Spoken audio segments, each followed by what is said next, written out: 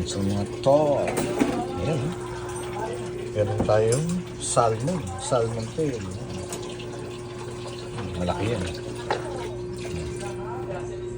So, lagyan na natin ng bawang luya at sibuyas. Lagyan natin ng lemon. Lalagyan naman natin ng olive oil.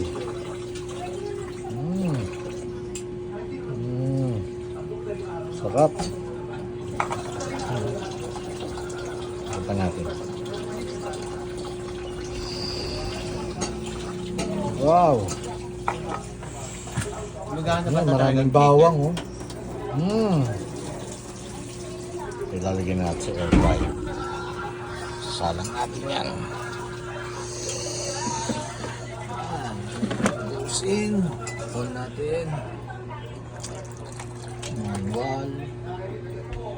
9190. Gawin natin 25 minutes. Parang maluto.